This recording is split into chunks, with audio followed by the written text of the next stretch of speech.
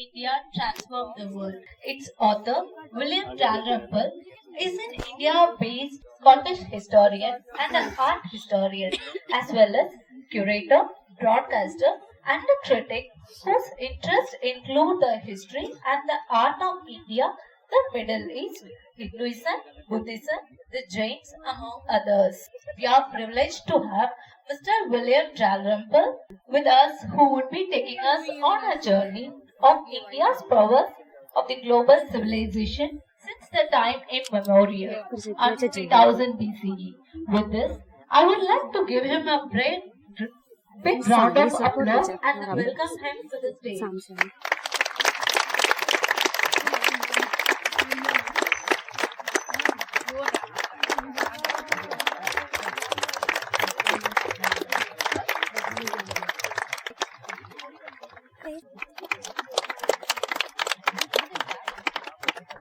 Now I hand over the stage for the discussion on the Golden Road.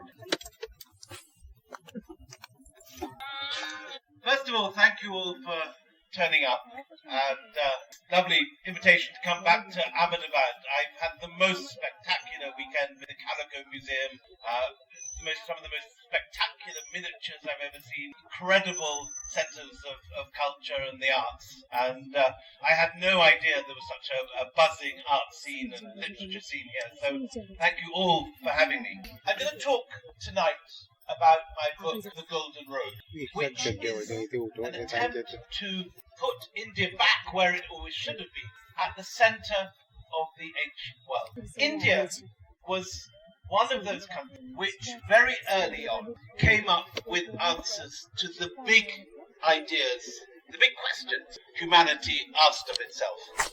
Why are we here? How do we live a moral life? How do we understand the relationship with the heavens, with the stars? How big is this earth? How do we count space and time?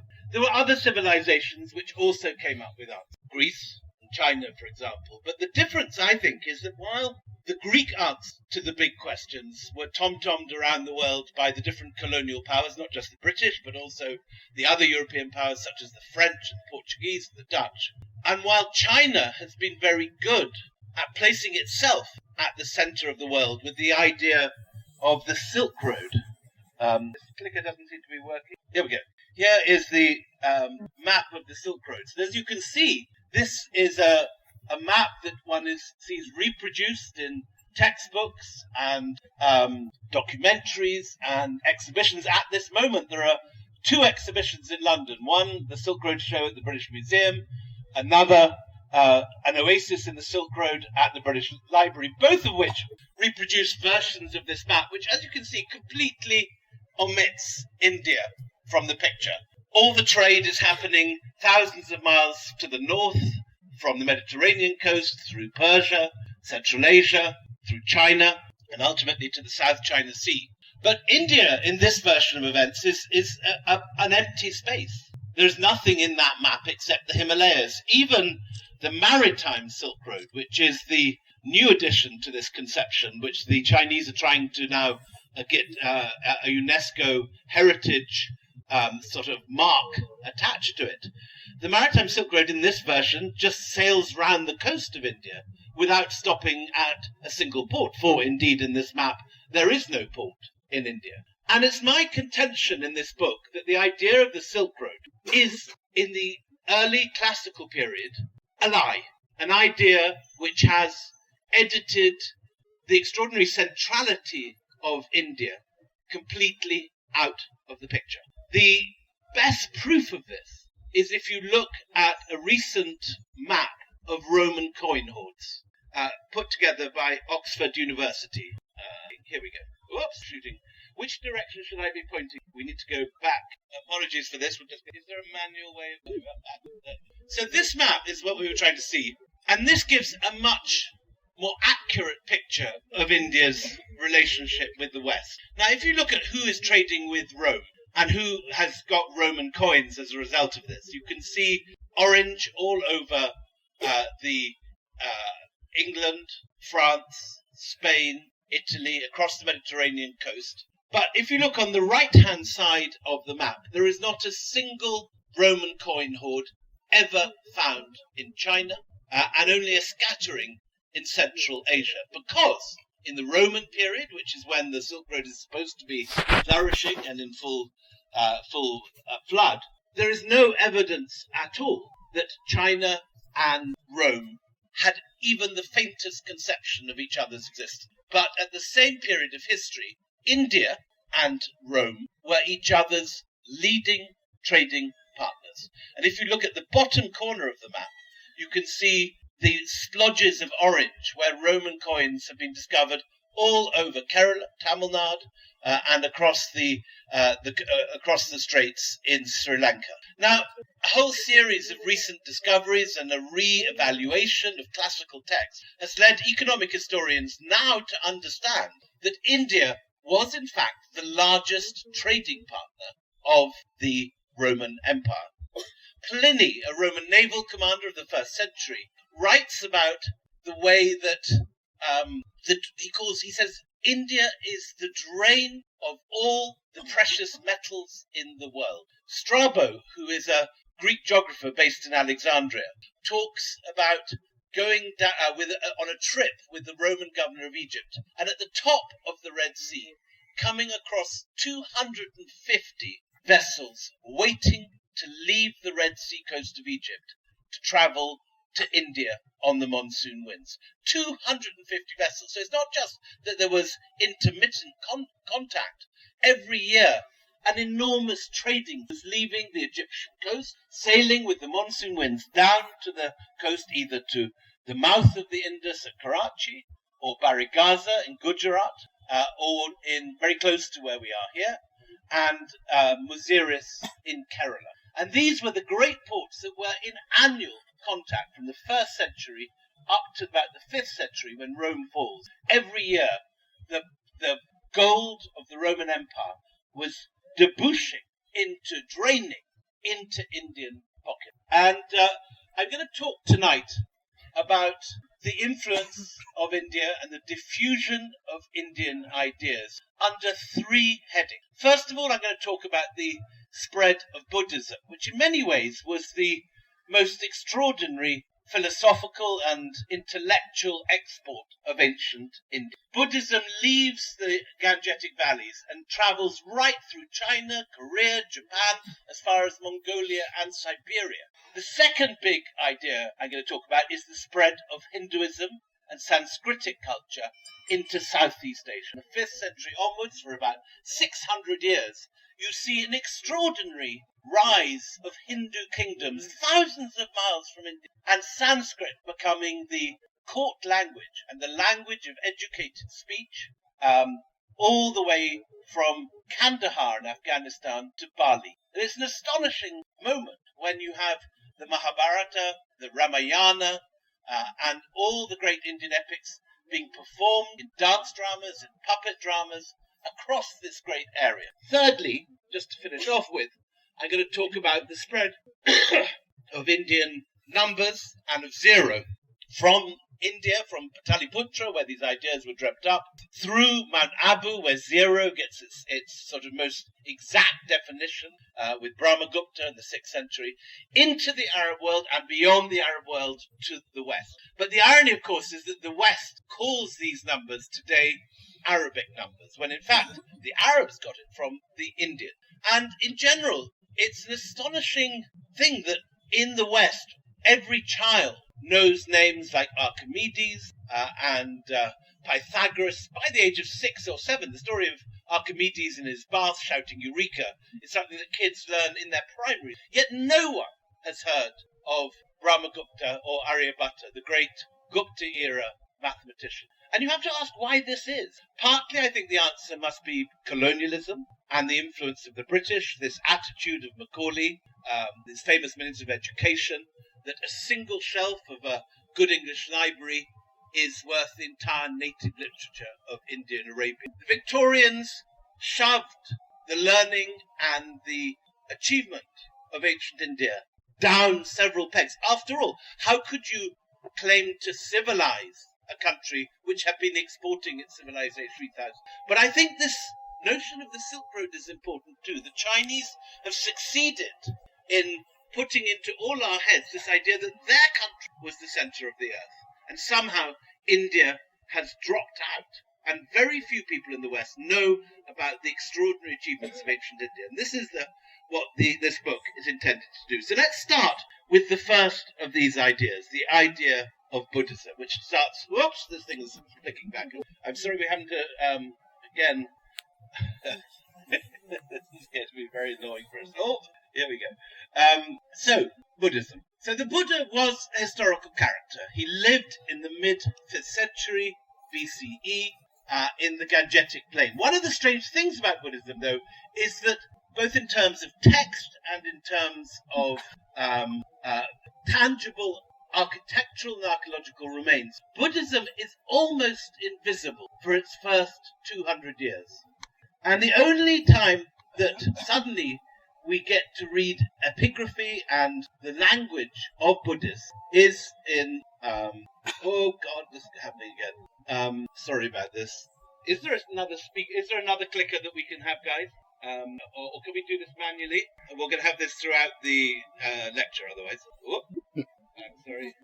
Can we do it manually? Is there a laptop? Yeah. So, okay, can we go forward one slide? Okay, so brilliant. I'll do this directly with you guys. Fantastic. So, 250 BC, Ashoka comes to the throne, and suddenly the lights go on. Suddenly, where there's been absolutely no written inscriptions, no datable archaeological remains, from the moment of Ashoka's conversion in 250 BC, you get not only words, but a waterfall of words coming through every Ashoka pillar, through every rock inscription, and what we see is Ashoka's determination to spread the Dharma with what he calls Dharma ministers. And these he sends not only throughout his own dominions, through northern India and the Deccan, but he also sends them to Sri Lanka and to the Macedonian kingdoms to his west. Next slide. And if you look at this slide, you can see the spread of Buddhism at this period. You have, according to the Kandahar inscription, he sends Dharma ministers as far as Cyrene, which is modern Libya. And more specifically, he sends his son, Mahinda, right the way through India to Sri Lanka, where he begins to try and convert the king of Anuradhapura, the most powerful figure in Sri Lanka. Next slide. Now, it's at this period that you begin to see these extraordinary rock-cut monasteries in the Western Ghats. This is possibly the oldest and best preserved of them all. This is Bhaja, outside Pune. And there you can see the lost Indian architecture in bamboo and wood, which has disappeared, but which has been reproduced here, carved into the rock face in the Bhaja monastery. And in the center of that monastery, you can stupa and the vihara, where the Buddhist faithful gathered and faced the stupa, which they regarded as a sort of sacred presence at the heart of their monastery. Next slide. It's also at this period that you get Ajanta. This particular painting is a little later, 550 AD, but from 100 AD you get Cave 10, and these extraordinary early Buddhist paintings that have recently been restored by the Archaeological Survey of India.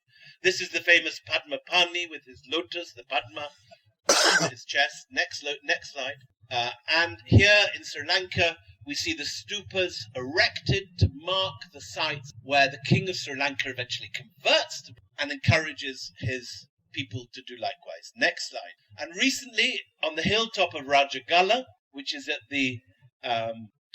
a mountaintop in central Sri Lanka, I spent last Christmas there. Extraordinary sight. There was recently discovered the stupa of Mahinda, the son of Ashoka, with a Brahmi inscription recording that this was the stupa erected over his cremated remains. Next slide. And Sri Lanka, by his death, has become a center of the Buddhist mission itself. And with these two centers emanating these ideas, a miracle takes place. Next slide. This is a map of the spread of Buddhism over the next 200 years. It's the most extraordinary moment for Indian soft power. Because there are so few Buddhists in India today, I don't think this map and this extraordinary moment is well known as it should be. But it's one of the great triumphs of Indian soft power. And what you've got to remember is that it's not just Buddhism itself which is being exported in this extraordinary moment of diffusion. With it comes a whole variety of far more ancient Indic ideas of karma, ideas of time and yugas, ideas of geography and Jambadvipa. All these ideas begin to spread out from the Gangetic plain. And you can see in this map, not only do you have the arrows going southwards to Sri Lanka, then across to Burma, Thailand, Laos, Cambodia, even the Philippines. You have other missionaries and other Buddhist monks heading from, back, please. Yeah, that's right. Back through what's now Pakistan, Afghanistan, up to Bactria, through China, down up to Mongolia, right through the length of China to Korea, Japan, and finally Mongolia and Siberia. In a matter of 200 ideas, Pali, Sanskrit, Indic literature, as well as the ideas of the Buddha, how to avoid suffering, spread across the entire width of Asia, bringing with it Indian art, Indian fashion, Indian ways of speaking, Indian ways of sitting, Indian ways of doing business, ideas disconnected from Buddhism, like the spread of sugar and the processing of sugarcane. All these things move with Buddhist monks and with Buddhist traders up the trade routes in all these directions, spreading an awareness of Indian civilization out over a broad spread of the world to a third of the world's population. Next. And even as we speak, the full import, the full spread of Indic civilization with Buddhism is being thrust further and further in both directions. Only 2 years ago, this extraordinary head of the Buddha turned up in an Isis temple in Egypt, miles from India, 4,500 miles to the west of India. And it's about as multicultural an object as you can imagine. The marble is from modern Turkey, from the famous Proconessian mine on the island of in the Marmara Sea. The drill indicates that the sculpture was actually sculpted in Alexandria, on the Mediterranean coast of Egypt. The sun rays seem to point at some sort of influence of Middle Eastern solar cults, whether Sol Invictus, the Roman sun, or the sun of Palmyra, the sun gods of Palmyra. But it's an extraordinary and beautiful piece, and alongside it was found a triad of early Hindu gods, gods who will in time become part of the whole pantheon of Vaishnav Hindu. And this is at a time in the 1st and 2nd century. Remember back to your literature. Antony and Cleopatra are fighting Octavius. They lose, they commit suicide. Octavius absorbed Egypt. Next slide. And from that moment, this extraordinary trading pattern developed. Now, the crucial gift that India has always had is the monsoon winds, which you all take for granted. They disrupt your life for a month in June or later each year, now often in July. But if you look at the top of that map, look at Tibet. As we speak now, Tibet is freezing over and cold winds are raking into the Tibetan plateau. A thaw will take place in March or April, and warm winds will begin to blow out of that same plateau. And those bellows at the heart of Asia, blowing in and blowing out every 6 months and changing direction, that has determined the trading patterns of India. It's meant that communities here in Gujarat have always found work and export opportunities as far away as the east coast of Africa. Think of all the Gujaratis who for centuries have traded with Eastern Africa from the coast here, and other communities on the east coast, such as the Chettiars in Tamil Nadu, have made lives and prosperity for themselves trading with Burma and Thailand and Singapore and the Malacca Straits.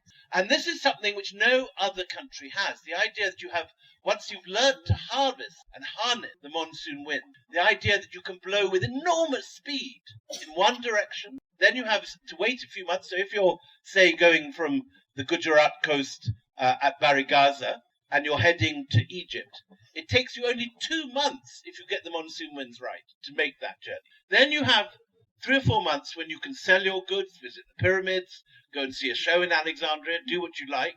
And then in August, the winds change direction and you can sail back with equally 2 months, you're back home again. And this has provided opportunities and prosperity for generations of Gujaratis, as it has for Malayalis and for Sindhi on this coast and on the east coast, for Tamils, Chettiars, and for Bengalis and Orissa. There's still the great ceremony of the Bali Yatra coming from Bhubaneswar each year. So this of all the gifts that India has, along with the minerals, along with the incredibly rich soils, this ability to sail in one direction for 6 months and sail back for 6 months more is one of the things that has most enriched your ancestors. And this map is a map of what the kind of extraordinary and astonishingly rich trade route which connected the coast of Gujarat and Kerala and Sindh with the Red Sea coast of Egypt from the 1st century. And it's based on a Roman trading manual called the Periplus of the Erythraean Sea that was the equivalent of the Outlook Traveller or the Lonely Planet or the Rough Guide of the 1st century. And they know details about every port. They know, for example, that the king of Barigaza had a taste, here in Gujarat, had a taste for Roman singing boys. Advised anyone wanting to make money in Gujarat to bring singing boys on their boat. But they also talk about Gujarat being the center of the Silk. Whenever you hear about the Silk Roads, people will point you to China and to Chang'an and these long maps of the Silk Road leading to the far east of China. In the 1st century, if you were a Roman, you didn't know that China existed. There is on this map at the top corner an inscription saying there is said to be a town far away called Thys, where silk comes. But as far as the Romans are concerned in the Periplus, the place you actually bought yours was Barigaza. And if ever the Romans ever did confront the Chinese, they would have done so in the ports of Gujarat. Here, in your state, was where silk moved from east to west. So be incredibly skeptical the next time someone tells you about the Silk Road and camels crossing through deserts and over the Pamirs. That did happen later, in the 13th century, after the Mongols smashed a hole through the middle of Asia. At that point, Marco Polo in 1271 can indeed cross from the Mediterranean coast to the China coast with a single passport, without a single customs stop on the way. But in the Roman period, which is the period we're dealing with tonight, in the 1st, 2nd, 3rd, 4th century AD, there were innumerable blocks, most of all the block between the Roman Empire, the Byzantine Empire, and Persia, which were at war. You couldn't cross between the two, but you could catch the monsoon winds and in 2 months find yourself in India, make yourself a fortune, spend a few months on the Indian coast, and then sail back to the Red Sea coast of Egypt within a single. So an extraordinary opportunity for traders in both countries. And we now know how rich they became. Next slide. And the intermediaries. You have on the way, you have Ethiopia at the mouth of the Red Sea, at the Horn of Africa. And here we have images of Ethiopian princes and Ethiopian pages found at the stupa of Amaravati in Andhra Pradesh, indicating that it wasn't just Rome and India, that other powers on the way, such as Ethiopia, were involved in this trade too. Next slide. But this is the crucial new evidence that allows us to quantify, allows economic historians to make calculations. Because this turned up 5 years ago, the Muziris Papyrus. And the Muziris Papyrus is literally a random shipping invoice from 120 AD. It talks about the contents of one ship, the Hermapilon, one container on one ship, the Hermapilon, sailing from the coast of Kerala to Alexandria in 120. And what has taken economic historians by surprise is the astonishing prices the Romans paid for goods from India. These were not just rare and exotic luxuries from which they were prepared to pay a fair bit, they were incredibly expensive. And we know what, not only from the Maziris Papyrus, but also from examples of Roman art. Next slide. Here in Sicily, we have an extraordinary mosaic erected around the same time by a trader who made his fortune on this trading. And in the center you have a yakshi, and she's holding a tusk of an elephant. And one of the principal items in the Maziris Papyrus, the most expensive export in this particular container was 120 tons of ivory exported from Kerala. And that 120 tons, along with the pepper, because you can see behind the yakshi there is pepper hanging from a tree. There's also circus animals left and right, an elephant and a tiger. I don't know if any of you have seen Gladiator 2, but there's a rhinoceros, which could have come from India too. But these exotic animals were wanted in the Roman circus, and here they are. Behind the tiger on the right, there is something called malabathra, which is a plant with a kind of cinnamon-like odor, which was very favored in Roman perfumery. Now, the Maziris Papyrus tells us the price of all these things. It also tells us, crucially, the cut that the government took on the Red Sea. And so expensive were these items that economic historians are now calculating that maybe a quarter of the entire Roman imperial budget came from the customs take on the Red Sea. So expensive was the pepper, the ivory, the nard, and the malabathrum, the circus animals. So expensive were these enormous cargoes that not only would the shipper have turned into the Elon Musk of Roman Egypt, able to buy literally any estate if this enormous container made it through Alexandria. You could buy any estate in Egypt or central Tuscany and have had enough spare change to join the Senate. But not only that, but the cut that the Roman government was getting in custom was sufficient to pay for Hadrian's Wall, the Appian Way, a quarter of all the military budget of them. An extraordinary moment in history. This has been completely forgotten until recently and drowned beneath all the noise associated with the Silk Road. Something which the Chinese have been very clever to weaponize. And Xi Jinping has gone ahead and built the entire edifice of his Belt and Road on that basis. But in reality, the ties between India and Rome were far, far stronger. Next slide. Next slide again.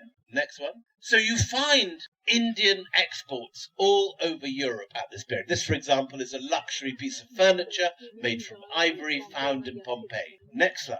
But you also find, and this is very important too, with any trading agreement, there is influences on both sides. And so we find, for example, this lovely Roman-Egyptian glass turning up in Afghanistan, punted down to the coast of Sindh, dumped at the coast of Sindh, punted up the Indus and the Kabul River. And this was found under the Roman Air Force base at Bagram in Afghanistan, north of Kabul. Next slide. And it's thanks to Roman influence that you begin to see extraordinary parallels developing between early Christian art. Down below we have a Coptic papyrus of Jesus and his disciples, and above a Buddhist wall painting of the Buddha and his disciples. Exactly the same copy, passing between two religions. Next slide.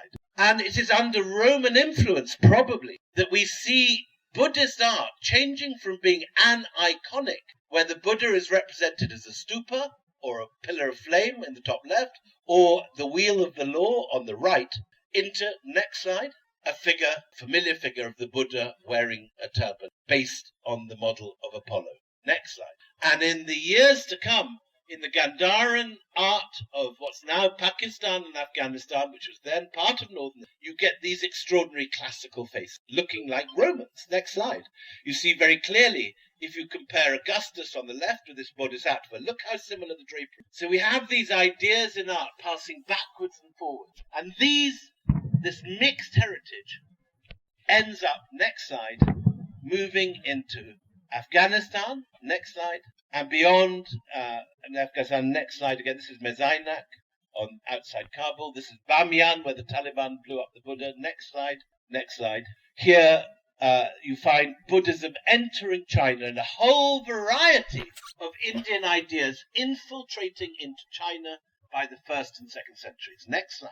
By the 3rd and 4th century, Gupta ideas of aesthetic, the way that you depict the Buddha on the left, this is from Mathura, south of Delhi and Agra, are found reflected on monuments carved tens of thousands of miles away in Ganj in western China. Next slide. And you find Indian apsaras, Gandharvas, and other very Indic form flying over the domes of Buddhist temples far into western China. Next slide. And some of these monks seem to have been smoking something pretty strong, judging by these images. Next slide. Blue elephants coming up. Anyway, next slide. So by the 5th century, Buddhism has entered the Chinese court. Next slide. And the moment which changes everything is when the guy on the right, Xuanzang, who those of you who went to school before 1970 would have come across him in your textbooks as Huan-Sang, as he was written in the old transliteration. This Buddhist monk changes everything by bringing India and China incredibly close. Initially, he's a lone gun, if you like. He's on his own. He illegally leaves China against the orders of the government, and he heads through the Taklamakan Desert, over the Pamirs, through Kashmir, to find his way, next slide, to the great Indian university at Nalanda. Now, Nalanda, founded in maybe the 4th or the 5th century, is the greatest center of learning in Asia. What the Alexandrian Library is to the Mediterranean, what the House of Wonder in Baghdad is to the Arab Middle Ages, Nalanda is to ancient Asia. And it sets the model for the university for the world. Look at the plan. You have a courtyard in the middle. Now imagine transposing that to Oxbridge. It's exactly the same ground plan as you get in Balliol College, Oxford, or St. John's College, Cambridge. I see an alumni in the second row here.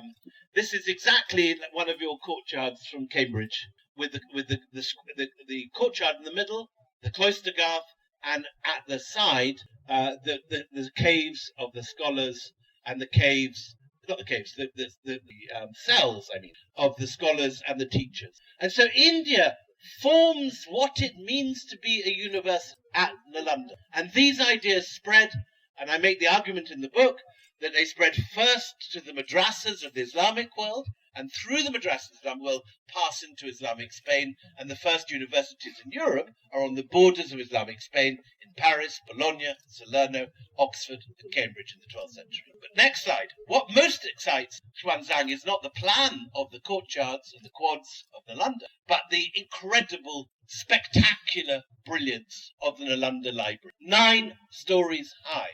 A place where you could study Vedas, mathematics, astronomy, as well as all the central Buddhist texts, which Xuanzang had come to see. He'd come specifically to find the Yogacara text, which he couldn't get in China.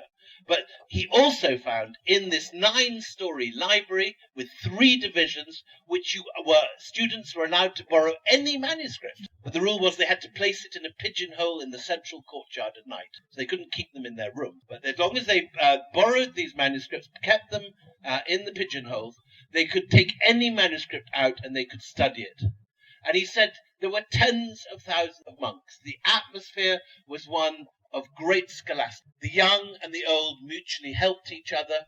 There was an extraordinary atmosphere of scholarly attention and sobriety. So no fresher arriving at university has ever been more bowled over by his university than Xuanzang coming to Nalanda. Next slide. But he wasn't alone. This copper plate on the left records the founding of a college at Nalanda. There were many colleges, and this one was founded by the King of Srivijaya, which is modern Indonesia, so that there could be an expatriate college for Southeast Asian monks at Nalanda. But again, that was not alone. We know of other monks from Tibet, Sumatra, Java, Nepal, China, and Japan, who all walked right through Asia to come to the centres of learning in Asia. One of the great scandals, in my view, of modern India is that only 10% of Nalanda has been excavated. This is the greatest centre of soft power this country has ever had. And who knows what incredible secrets lie under the ground. The last excavations were in the 1950s. Any country that wants to tell its story could have no greater opportunity than to excavate these extraordinary ruins at Nalanda. But 90% remain untouched, waiting for future generations. And this seems to be a huge missed opportunity, in my opinion as an outsider, to tell the extraordinary story. Who knows how many copper plates from faraway countries lie in the bits that haven't been excavated. This copper plate on the left was found in the excavations in the 1950s, but there could be hundreds of others still waiting. Anyway, it's a very exciting moment to be studying all this, because archaeology is everywhere, pushing back. Next slide. So when Xuanzang gets back to China, he finds a ready audience waiting. The emperor, Taizong, summons him, goes out from Chang'an to meet him as he comes back with his 100, a caravan of 100 horses and donkeys carrying manuscripts all the way back from Nalanda. There are so many that the emperor, Taizong, builds an extraordinary pagoda called the Wild Goose Pagoda that's still there, a library pagoda, standing still in Chang'an to hold the manuscripts that Xuanzang had brought back from Nalanda. But the most improbable ally he has is this young woman, then aged only. Wu Zetian was, when Xuanzang came back, in the year he came back, she was only 15 and a fifth-ranking concubine at the bottom of the hierarchy of the royal harem in Taizong's court. Next slide. Now, Taizong is on the left. He was beginning to get ill and get old, and Xuanzang spends many months, as well as translating his text, coming to the bedside of Taizong, telling him about India, telling him about Nalanda, telling him about the incredible civilization, but also trying to convert him to Buddhism, which he'd never seen. But while all this is going on, Gaizong on the right, his crown prince, his son, is also moves into his father's apartment. And at this moment, Wu Zetian in the center seduces the crown prince. Now, this breaks every taboo of this period. We can't really get the idea so much from the old Chinese pictures. Next slide. The modern Chinese soap opera makes it all a bit more clear what's going on. As you can see, Wu Zetian was quite a number. And indeed, she turns out to be one of the most extraordinary women in history. There are many negative stories about her in the Chinese chronicle because she upset the entire Confucian hierarchy. And the most extraordinary thing that she eventually succeeds in doing is she makes Buddhism the state religion in China. How does she do that? So, it starts off with her seducing the crown prince. She's thrown, along with the other wives and other concubines, into a nunnery on the death of Taizong. But because she's become the lover of the crown prince, she's brought back after a year, with apparently the nod from the official wife, who was worried about another young woman who was catching the eye of the prince. And as the later historians put it, she did not know that she had let loose a tiger upon the mountain, which is a very nice. And so what happens is that Wu Zetian becomes pregnant and she gives birth. And then, 6 months later, the baby is found strangled. The finger of suspicion seems to point to the empress and the chief concubine, and they are found guilty. They are condemned to death, and they are judicially murdered by having their bones broken, and they're then drowned in a vat of wine. Wu Zetian becomes empress in their stead. Then the emperor has a series of mysterious strokes, and Wu Zetian, top left picture, becomes the acting emperor until Gaizong dies, and astonishingly, rather than being put in a nunnery, as would be the normal operation, she becomes the first and only woman emperor in 3,500 years of Chinese history. And she does this with a series of Xuanzang's Nalanda-trained Buddhist monks, some Chinese, ethnic Chinese, some Indian. But this becomes the moment of maximum Indian influence in the Chinese capital. Never again will Indian influence sit in this way at the heart of the Chinese court. And Wu Zetian founds a sort of right-wing think tank called the Scholars of the Northern Gate, who are these Nalanda-trained Buddhists who get rid of the Confucians and the Taoists and put Buddhism as the state religion. So it's a moment that very few people, I think, in India are aware of, but the moment when India becomes most powerful in China. We have this idea of China as the center of the Silk Road, the center of ideas moving east to west. In fact, China becomes conquered by Buddhism, this whole Buddhist network of coming out of Nalanda. And never again will India have this level of influence in China. But at the same time, this is not all. India is also changing the face of what is now Southeast Asia. Next slide. So we're now talking about this stage of the book when we examine this process by which Sanskrit, Hinduism, and ideas of Hindu kingship completely transform all the countries of Southeast Asia. Burma, Vietnam, Laos, Thailand, Cambodia. Next. So we were talking earlier in this lecture about the influence of and the extraordinary wealth of the trade between Rome and India. Now that stops dead when the Roman Empire falls. Attila sacks Rome, the Vandals sweep through France, Spain, and North Africa, the Huns sweep through Anatolia and Thrace, complete mess. And by the 5th century, the Red Sea ports of Berenike and Myos Hormuz, which have been the center of interaction between Rome and India, are abandoned. And this provokes an extraordinary economic crisis in the heart of. But the Tamil trading guilds spring into action and they pivot. And this is the point that you begin to get massive. There's always been a low level of trade between Tamil Nadu and the coast of South and the whole of that eastern coast. But it suddenly, with this pivot, that is increased many, many times. And you begin to get, next slide, Indian ships looking like this from the 5th and 6th century, going off to find gold in Southeast. And from this, Southeast Asia comes to be known as Suvarnabhumi, the land of gold. And particularly Sarawak, probably, comes to be known as Suvarnadvipa, the island of gold. And with these sources of gold, they begin to set up a series of trading colonies at Bujang in Malaysia, in Thailand, in the Mekong Delta. Next slide. And you find in Thailand, the beginning, in the 5th century, first sign of Indian religions making inroad into Southeast Asia. These are some of the first objects you find. They're called the Dvaravati Wheels of Law. And they're copied from Wheels of Law in Sarnath. Next slide. But you also find on the coast north of the Malacca Straits at Bujang, where I was just a month ago, this Buddha image on the left, these lingams and yonis from Shaivite temple in Bujang in Malaysia, and these images of Lord Shiva on the right.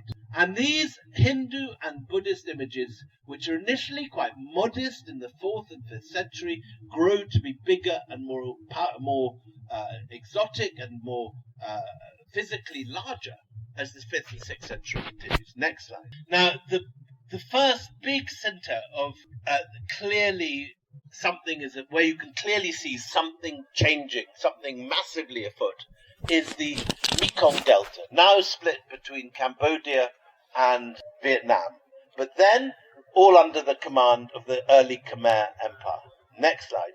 And if you go down these canals which cross the lagoon, you end up, next slide, at Ashram Maharose on the hill of Angkor Baray, where you can see the first complete surviving Hindu temple in South. And within that temple, next slide, are massive images of Vishnu. But it's not immediately, it's not in a Pallava style from Tamil Nadu or an Oriya style from the coast of Orissa. It is in a Khmer style that's slightly different. The Vishnu is wearing, for example, a sampot, which is the Khmer waist wrap, very specific, a Khmer look. Next slide. And you begin to see things you'd never see in India. This is Jayavarman II. He's the founder of Angkor, but he shows himself top right as Vishnu. Jayavarman II is holding a conch in this image. Now, I might be wrong about this, but I don't know any image in this country of a king as a god. You see, for example, Raja Chola with Lord Shiva be crowned, but you don't see him as, which is a crucial distinction. And I think this would be regarded in India as blasphemy and would not be allowed. But here in Southeast Asia, it becomes quite common to show the reigning emperor as the god. Next. And in these images from the 5th and 6th century, you begin to see images of the local warlord sitting in his pavilion as Brahmins surround him on all sides with their Brahmins, and they are performing the Abhisheka ceremony. And this is the period that you begin to see sons of people called Kodunga or some Southeast Asian names suddenly becoming Suryavarman, Mulavarman, Mahendravarman, protected by Surya, protected by and Sanskrit, this very complicated language, not an easy language to learn even today, becomes the language of courts up and down the length of Southeast, in fact all the way from Bali to Kandahar. And this is quite late, 5th and 6th century, you find this extraordinary transfer. Suddenly Sanskrit inscriptions are everywhere, and the ones in Southeast Asia are almost nerdily perfect. There are no grammatical errors. There's no sense that this is a provincial messing up of a complicated Sanskrit language. The Khmers seem to take a deep pride in thinking their Sanskrit orthography utterly perfect, not a grammatical error. And you get this impression that in some places, such as the temple of Bante Shre, where there's this extraordinary set of illustration, beautiful display of Sanskritic literature, this private temple erected by the Prime Minister of Angkor for his own use. And you get the impression that these guys their entire notion of courtly behavior and civilization depends on knowing not just the big stories of the Mahabharata and the Ramayana, but really small and obscure stories in the Puranas, in the smaller Puranas,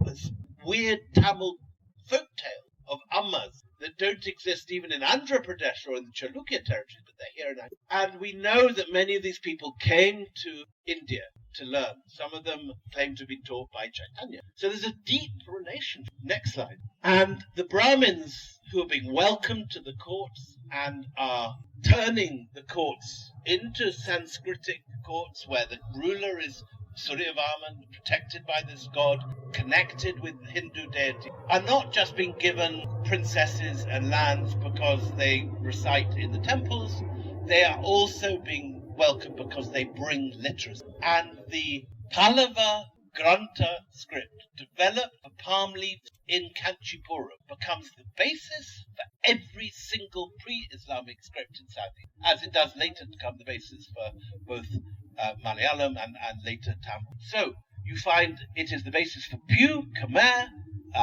Thai, Mon. Every single language develops a script based on Pallava Grantha, Southern Brahmi, in this particular form of the country script.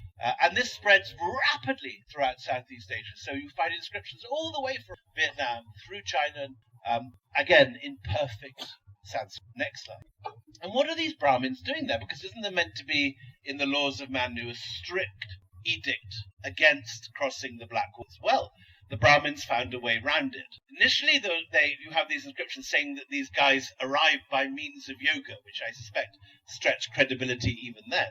But what you then find is that they bring the landscape of India to Southeast Asia. They begin to claim they're not leaving Southeast Asia because the river at the center of Southeast Asia is none other than Mekong, which is the Sanskritization of Ma Ganga.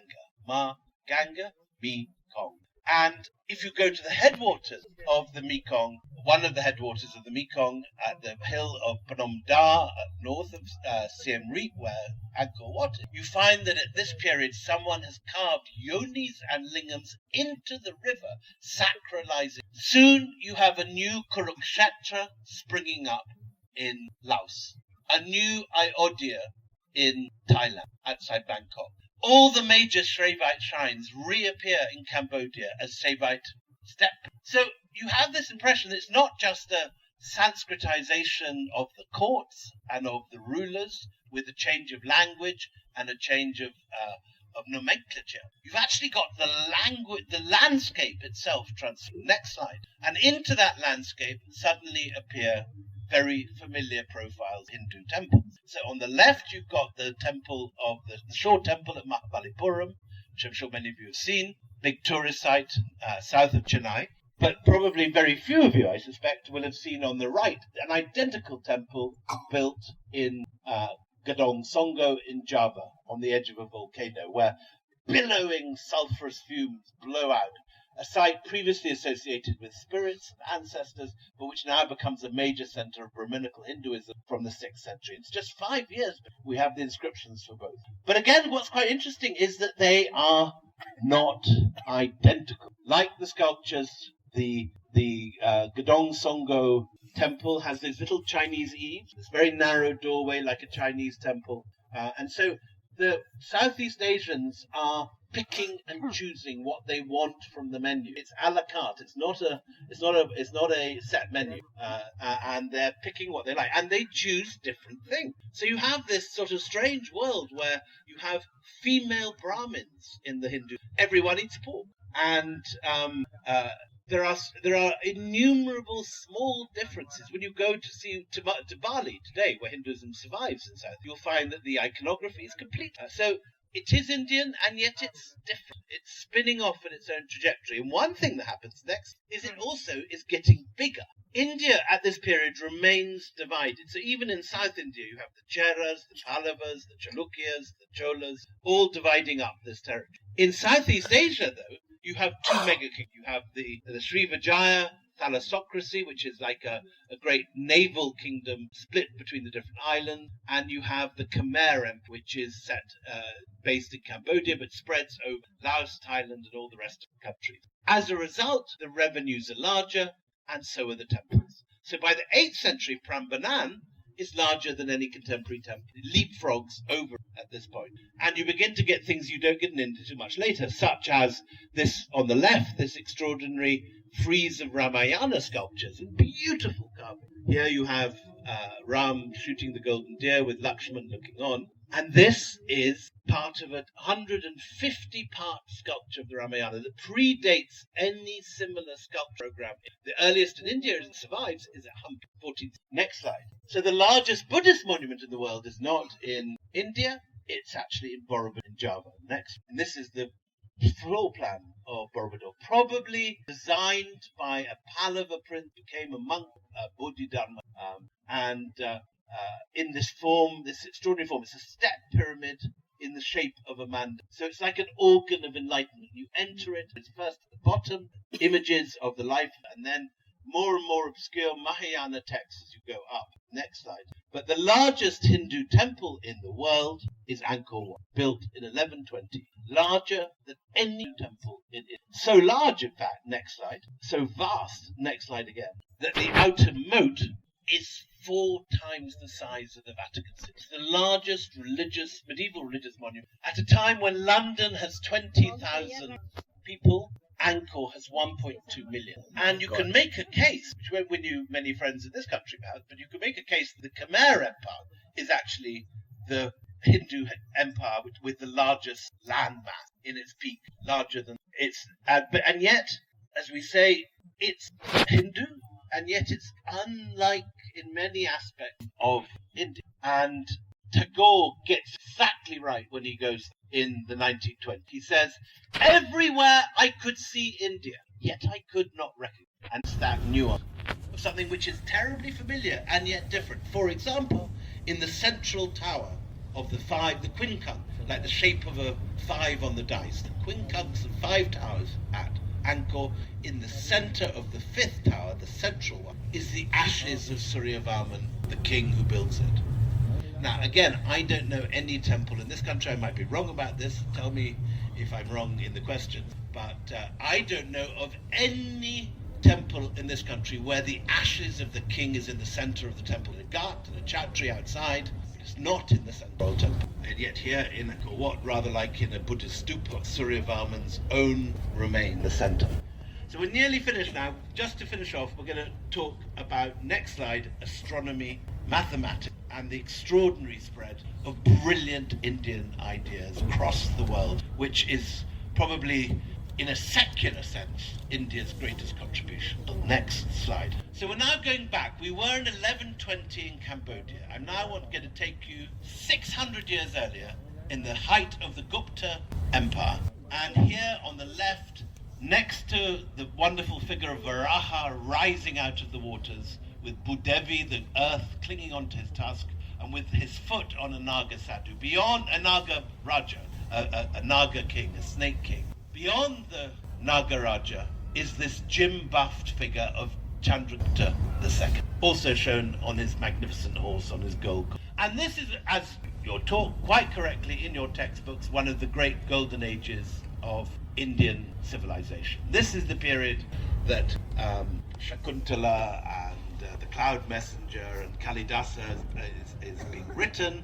This is the period where the Kama Sutra is being written. This is the period when Aryabhatta, sitting in Pataliputra, is calculating to an infinitesimal accuracy the circumference of the Earth, the distance of the Earth to the Sun, and the fact that the Earth spins on its own axis 1,000 years before Copernicus and Galileo. Again, a name totally unknown outside today. I've given this lecture all over Britain, in Oxford and Cambridge. No one except the Daisies in the audience have ever heard of it. It's a measure of how far this story has not been told, as it should, has not reached out the borders. Next generation on, Brahmagupta takes this forward. Brahmagupta is not sitting in Bihar, in Pataliputra, he's sitting not far from here in Mount Abu. And in Mount Abu, he meditates on Sunya, the void, and he comes up with definitions of zero. And he reconfigures zero, which has existed in some primitive form since Babylonian. He reconfigures zero into a number with its own property. So it's the number you get when you take a number itself. And 20 other definitions he makes zero.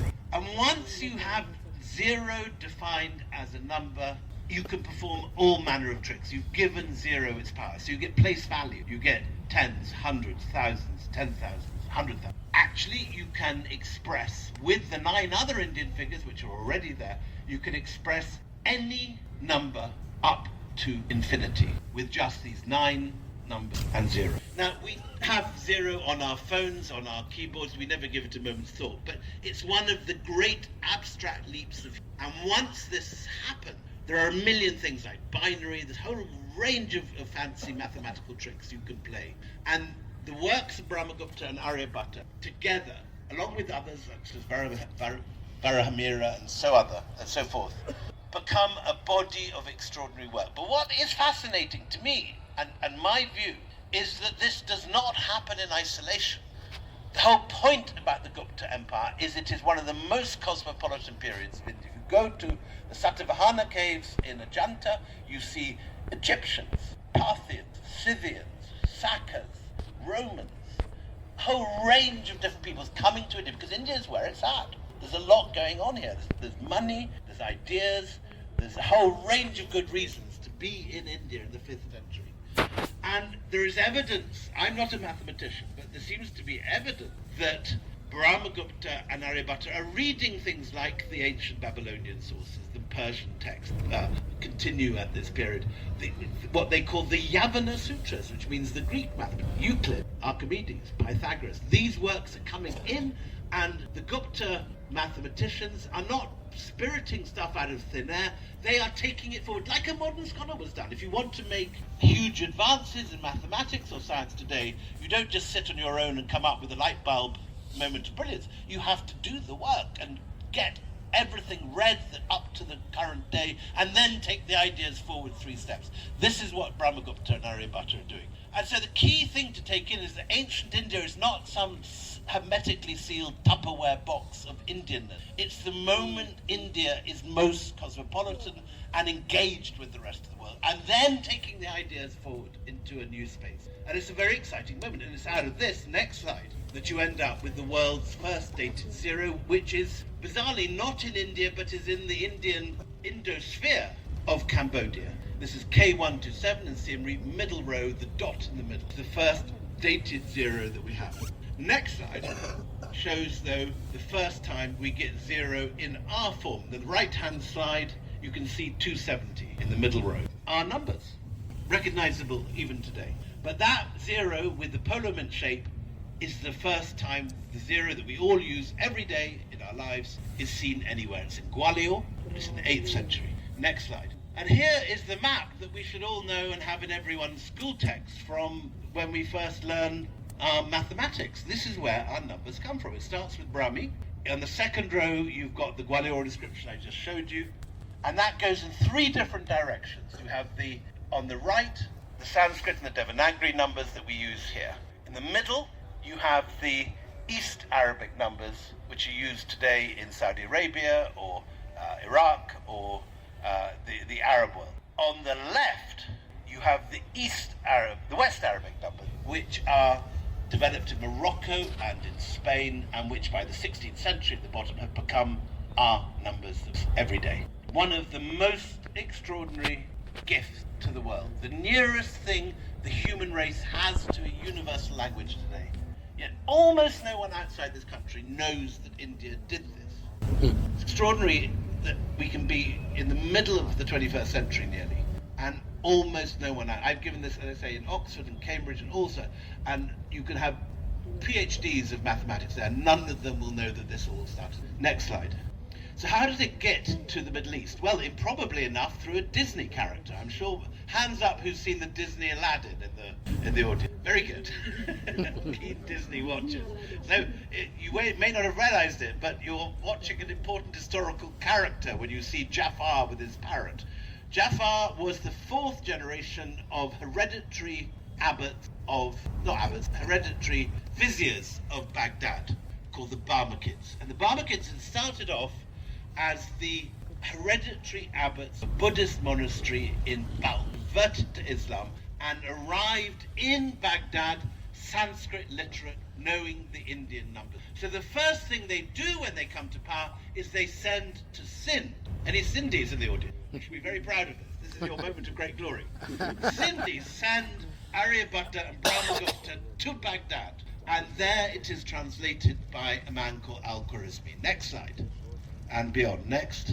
So Al-Khwarizmi comes down from near the Aral Sea, from modern Uzbekistan. He finds in the House of Wisdom the text of what is called the Great Sind Hind, which is seems to be both Brahmagupta and Aryabhatta's text, plus possibly Varahamira, and also in there separately Indian medical texts, Ayurvedic texts, all sorts of Sanskrit texts which the Barmakids brought in from India. Next slide. So Al-Khwarizmi unravels these complicated Sanskrit texts. Both Brahmagupta and Aryabhatta write in poetry, and it rhymes, but it's almost impossible to understand without volumes of commentary. It's incredibly dense and perfect, but also complex. And Al-Khwarizmi manages to find a way to unroll this into simple Arabic prose that you can teach to a teenager. And his book has the notably unsnappy title of The Compendious Book of Calculation by Completion and Balancing According to Hindu Calculation. Now you should hear that even in Arabic, it's much worse. So what people do is they call this by a nickname, and that nickname is Al-Jabr, our word algebra. And Al-Khwarizmi's name gives our word algorithm. So these crucial building blocks to our modern world come as Indian mathematics zero spread into 8th century Baghdad, and then from there pass on westwards. Next slide. Along with chess, which is also coming from India and heading westwards. And when you say, for example, checkmate, you're speaking Persian. That's Shah Mat, the king is dead. So this is part of this package of Indian ideas moving slowly westwards. Next slide. And here is the map. On the right, you've got Sind. In the center, in the middle, you've got Baghdad. Al-Khwarizmi's come from the top, the Aral Sea, from Khwarazm, and his ideas spread across Algeria, Libya, Morocco, into Spain. And it's on the edge of Spain, at Barcelona, that we have the first record of the Indian numbers in Christian Europe. And monks come down to the monastery of Ripoll, where this work is going on, to translate and to understand this extraordinary advance in mathematics. Nonetheless, Europe remains ignorant of this system for another 300 years. And then, in 1120, there is a small miracle. If you look on the map of Italy, you can see Pisa written up on the top left. Pisa decides to found a trading colony in Algeria. And a notary is sent, and the notary brings his son. And the son goes to the local school, he studies mathematics, he studies Arabic, learns Arabic. And luckily for us, next slide, the son is Fibonacci. And Fibonacci goes back to Italy in 1120 and finds that his school friends are still trying to do long multiplication with MCV XV1 divided by CCM XVX. Now try doing that at home, it's almost impossible. So Fibonacci writes a book, the Liber Abaci, the Book of Numbers, next slide, which explains all this to the Italian. And it is a book of complete genius that brings together this relay race, starting in Aryabhata in Pataliputra, passing to Brahmagupta near here in Mount Abu, then on to Al-Khwarizmi in Baghdad, and then taken by Fibonacci to Italy. And this comes to the years, next slide, of the Holy Roman Emperor, who's called Frederick II. Frederick II comes to Pisa, he's so interested by this, and the king quizzes this nerdy 21-year-old by this stage, on these higher mathematics. And of course Fibonacci wipes the floor with all the court mathematicians and intellectuals. And so he's invited, next slide, to the gorgeous castle of Castel del Monte. And there, he, very important and improbable turn to the story, he meets a Scotsman, I'm glad to say. And that Scotsman is Michael Scott, who is the greatest mathematician at the court of Frederick II.